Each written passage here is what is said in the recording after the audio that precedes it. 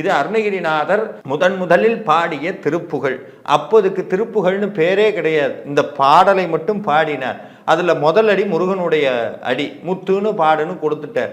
12 வருஷம் தவம் இருந்தார். அதுக்கப்புறம் வயலூருக்கு வான்னு முருகப்பெருமான் அசரீரியாக சொல்றார்.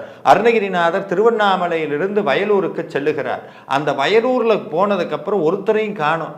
உடனே கேட்கிறார், அசரீரி பொய்யோன்னு கேட்டோன்னே சாமி முருகப்பெருமான் பேசாம விநாயகர் பேசுகிறார், அசரீரி மெய்யே அப்படிங்கிறார். அதனாலதான் இன்னைக்கும் அங்க இருக்கக்கூடிய விநாயகருக்கு பேர் பொய்யாமொழி கணபதினு பேர். அருணகிரிநாதருக்கு வந்த அசரீரியை மெய்ப்பித்து காட்டி, இனிமேல் உன்னுடைய பிறவியினுடைய நோக்கம், முருகப்பெருமான் உன்னை காப்பாற்றி இந்த பிறவி கொடுத்ததற்குண்டான நோக்கம் எதற்குன்னா திருப்புகழ் பாடுவதற்காகத்தான் உன்னை முருகப்பெருமான் மீண்டும் ஆட்கொண்டிருக்கிறான் அப்படின்னு சொல்லி திருப்புகழ்ங்கிற பெயர் அப்போதுதான் உருவாகுகிறது. வயலூர்ல தான் திருப்புகழ்ங்கிற திருநாமம் இந்த அற்புத மகா மந்திரத்துக்கு உருவாகிறது. குறைந்த விலை, நிறைந்த தரம், தங்கள் தேவைகள் அனைத்தும் ஒரே இடத்தில். ஜெயச்சந்திரன்.